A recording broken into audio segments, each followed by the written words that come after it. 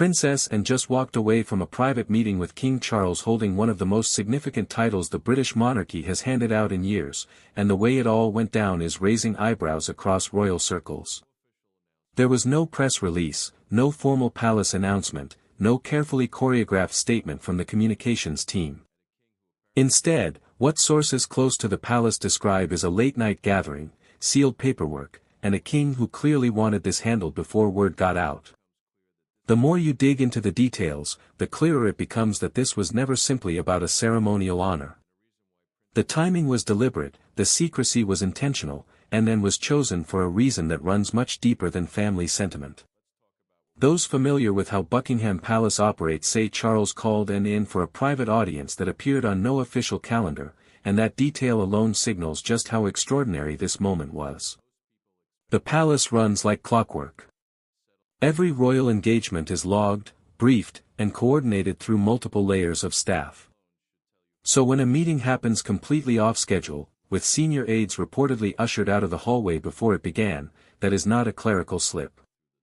That is a king making a very conscious choice to keep something quiet until he was ready.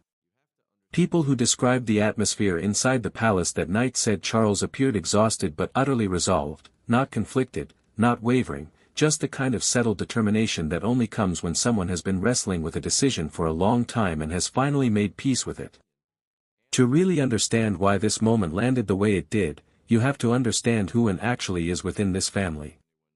She is genuinely unlike anyone else operating inside the royal orbit right now. While other members of the House of Windsor have spent years managing scandals, navigating Sussex-related drama, and obsessing over public perception, Anne has been doing exactly what she has always done, which is show up, do the work, and move on without waiting for applause. In 2023 alone she carried out 457 official royal engagements, a number that outpaced Charles himself.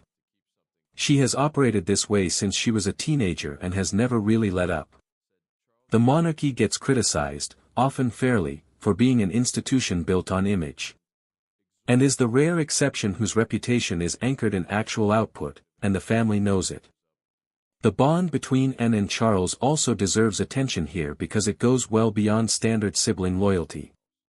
They grew up just 2 years apart, and with their parents constantly away on royal duties around the world, the two of them leaned on each other in ways that quietly shaped the relationship they still carry today. That closeness never faded. Anne is widely regarded as one of the very few people in Charles's inner circle who will give him her honest opinion even when it is not what he wants to hear. She pushes back, she disagrees openly when she disagrees, and he genuinely values that kind of candor, which is an increasingly rare commodity for someone in his position. The gold stick-in-waiting title he gave her at his coronation was interpreted by many as a ceremonial gesture, but those who understand how Charles operates read it differently. That was him putting his trust on the public record. The Princess Royal Regent designation takes that trust to an entirely different level. Then there is Sir Timothy Laurence, who has quietly become a more significant figure in this story than most coverage has acknowledged. Timothy has spent roughly 3 decades being almost entirely invisible by royal standards. He is Anne's husband, a former naval officer, composed and unfailingly polite in every public setting, and almost never the subject of a headline.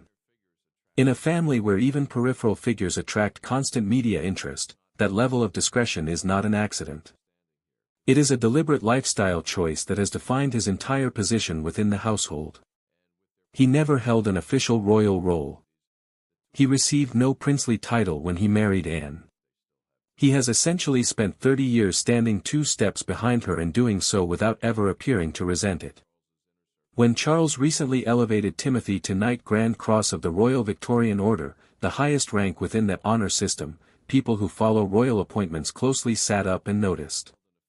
Not because of what the title means on paper, but because of who gives it and why. The Royal Victorian Order is entirely the monarch's personal gift. It bypasses government channels and committees entirely. It is a direct expression of gratitude from the sovereign himself, which means Charles chose this deliberately, at this specific moment. The company Timothy now symbolically keeps within that honor includes Queen Camilla, Catherine, and the Duchess of Edinburgh. That placement sends a message. It does not make him a working royal, and it grants him no constitutional authority. But in the language of the monarchy, where every ribbon carries meaning and every gesture is read carefully, this one reads as acknowledgement. The man who never asked for recognition is being quietly told that his loyalty has been seen. That timing matters more than it might appear at first glance, because the working royal lineup right now is thinner than it has been in decades. Charles is managing his health openly. Catherine has been largely absent from public duties during her own recovery. Harry and Andrew are both gone from active royal life. The people carrying the daily weight of the institution are a much smaller group than even 5 years ago, and then sits firmly at the center of that group. What Charles appears to be doing, through both the regent title and Timothy's elevation, is reinforcing the people who are actually holding things together. What makes all of this even more layered is the personal history running underneath the surface, because the people now surrounding the throne have a backstory that stretches back decades and is genuinely one of the more complicated webs in modern royal history. Before Camilla Parker Bowles became Queen Consort, before she was the woman Charles finally got to marry after everything they went through to reach that point, she was married to Andrew Parker Bowles. And Andrew Parker Bowles, before any of that, had a romantic history with Princess Anne herself. In the early 1970s, Anne and Andrew were genuinely involved. People in royal circles at the time described it as a real relationship, not a passing acquaintance. It ended not through scandal or dramatic family intervention but because Andrew was Catholic, and royal tradition at the time made that kind of union essentially impossible for a Protestant princess. They went their separate ways. Andrew eventually reconnected with Camilla Shand and married her in 1973. Charles, who had already fallen hard for Camilla himself before royal duty pushed them apart, eventually married Diana. And married Olympic equestrian Mark Phillips that same year. 4 people, all tangled up in the same emotional history, each ending up somewhere entirely different from where their hearts had originally been pointing. That history never fully disappeared. It got layered over by decades of royal engagements, public appearances, and carefully managed narratives, but it did not vanish. When Charles and Camilla finally made things official in 2005, after Diana's death and years of complicated public scrutiny, and handled it the way she handles most things, quietly, professionally, and without creating a scene. She gave no interviews. She did nothing that could be cut into a damaging headline. But people who were watching closely noticed she was not exactly radiating warmth about the arrangement either. The tension was not loud. It was simply present. Part of what drove that tension was philosophical as much as personal. And has always operated according to a very specific set of values about what royal life actually means.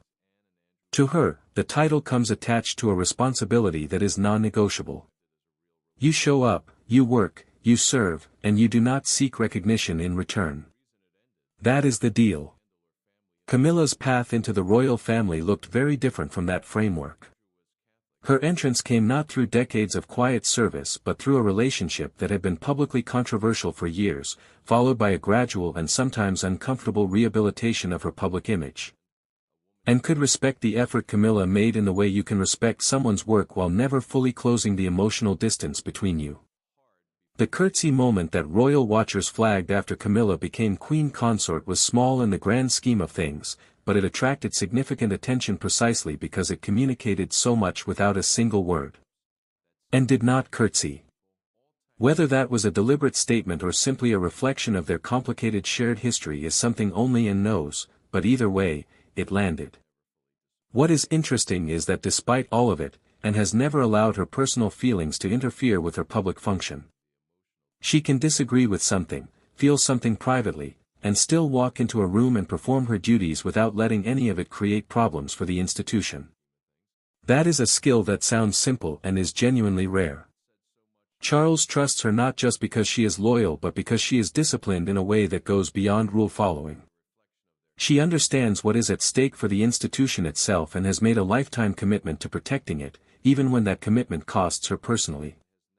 The internal dynamic between Anne and Camilla has never been a war.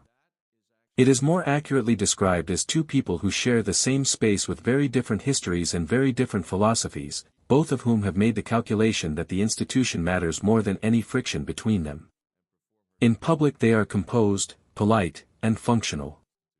Behind closed doors, by most accounts, the relationship is more complicated, but also more managed than the tabloids tend to suggest. There is no active power struggle, no ongoing feud. There is simply a quiet acknowledgement on both sides that they are very different people serving the same crown, and that the crown comes first. Camilla's journey toward acceptance has genuinely not been easy, and it would be unfair to pretend otherwise. When she stepped into public life as Charles's partner and eventually his wife, a significant portion of the British public was not ready to receive her. The shadow of Diana followed her everywhere. The years of difficult headlines, the perception that she had disrupted what many people had idealized as a fairy tale marriage, all of it trailed her into her new role. She has spent years doing steady, consistent charitable work, building relationships with organizations that do not generate splashy press coverage, and gradually shifting the public narrative around who she is. It has worked to a meaningful degree.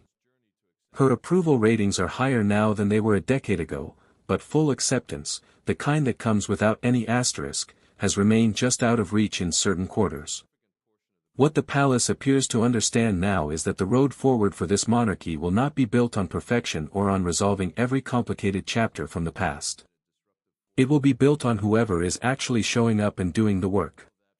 And on that measure, the picture right now is, and at the center, Timothy quietly acknowledged, Camilla steadily building her record, and Charles managing his health while doing everything he can to stabilize an institution that has had a genuinely difficult few years. The Princess Royal Regent title is the most visible piece of what is happening inside the palace right now, but it is far from the only piece worth paying attention to. The BBC documentary that aired on Boxing Day 2023 gave the public a rare and surprisingly human look at what the transition into this new reign has actually felt like from the inside. Written by Robert Hardman and narrated by Helena Bonham Carter, the film followed Charles and Camilla through their first year as monarchs, from the period immediately after Queen Elizabeth's death through the coronation and into the quieter months that followed.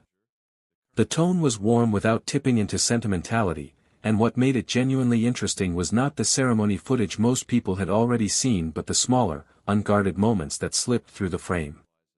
Charles and Camilla were caught laughing with their team during rehearsals. The Archbishop of Canterbury apparently forgot a line from a prayer, and everyone in the room spent a visible moment trying not to react. Prince William was filmed teasing his father about his hands while Charles wrestled with his ceremonial robe. These are not the kinds of moments that get staged for a camera. They are the kinds of moments that happen when people are genuinely at ease with one another and have momentarily forgotten they are being filmed, and there is something quietly compelling about seeing them surface in a documentary about the British royal family. Anne's contribution to the film was one of its more emotionally honest sequences. She talked about watching the crown being removed from her mother's coffin during the state funeral and described feeling a deep sense of relief in that moment. Not grief in isolation, though the grief was obviously present, but relief, the sense that her mother's long years of duty had finally been allowed to end. She also revealed that Queen Elizabeth had worried about dying at Balmoral, concerned that it would create logistical complications for everyone around her. And said she had done her best to reassure her mother that she should not let that kind of thinking influence her choices about where she spent her time. It is such a specific and telling detail. Even in her final chapter, the Queen was thinking about the inconvenience her death might cause other people, and Anne, true to form, was the one telling her to let that go.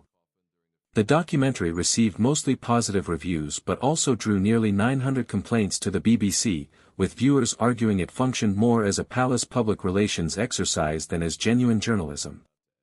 That criticism is not entirely unfair. The film made no mention of Harry, no mention of Andrew, no reference to the protests that took place around the coronation, and nothing that could reasonably be described as critical of the royal family. Graham Smith from the anti-monarchy group Republic described it as a PR film dressed up as history, which is a fairly accurate summary of what it was. But that does not mean it offered nothing of value.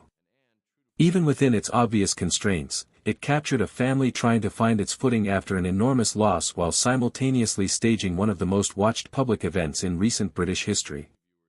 The nerves were real, the humor was real, the exhaustion was real, and for viewers willing to engage with it on those terms rather than expecting investigative journalism, it offered something genuine. The picture that emerges from all of this, from the regent title to Timothy's elevation to the documentary to everything that has played out publicly over the past 2 years, is of a monarchy in active transition leaning very hard on a small group of people to hold the center. Charles is leading that transition while managing a cancer diagnosis he has handled with more openness than any previous British monarch would have considered appropriate. Catherine has been navigating her own health situation with a similar kind of public honesty that felt genuinely new for this family. And then has been doing what Anne always does, absorbing whatever is required of her and delivering it without editorial comment. The Princess Royal Regent designation matters not just for what it allows and to do constitutionally, but for what it communicates about the actual state of the institution. A monarch does not reach for that title unless there is a real possibility it will be needed. Charles is not being dramatic by putting this in place. He is being practical, and that is actually one of the more reassuring things about how he has approached this reign. He is not performing a strength he may not fully have. He is making structural decisions that protect the institution in his absence if absence becomes necessary, and he is placing that responsibility in the hands of the person he trusts most completely. And has earned that trust across a lifetime of service that most people in her position would not have sustained.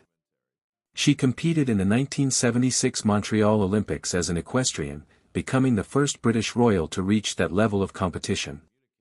She survived a kidnapping attempt in 1974 and reportedly responded to her attacker with the words, "Not bloody likely," which honestly tells you just about everything you need to know about her character. She raised her children, Peter and Zara, without royal titles, specifically so they could have something closer to a normal life. She has shown up for causes that generate no headlines and engagements that come with no cameras, year after year, without needing any of it to be noticed. The gold stick in waiting at the coronation was Charles publicly saying he sees all of that. The regent title is him saying he is counting on it. What this family looks like right now is smaller, more strained, and more dependent on fewer people than it has been at any point in recent memory. But it is also, in some ways, more honest about what it actually is than it has been in a long time. The gap between the public image and the private reality has narrowed, not because the palace has suddenly embraced transparency, but because the circumstances have forced a kind of authenticity that image management alone cannot sustain. When a king is dealing with cancer and still showing up, when his daughter-in-law is navigating a serious illness in the public eye, when his most trusted sibling is being handed emergency constitutional powers in a late-night signing, the performance of effortless stability becomes impossible to maintain. And maybe that is not entirely a bad thing. The monarchy's long-term survival has always depended less on appearing perfect and more on appearing relevant. Right now, for better or worse, it is impossible to call this family irrelevant. Whether that is enough to carry them through what comes next is the question that nobody inside those palace walls has a certain answer to yet.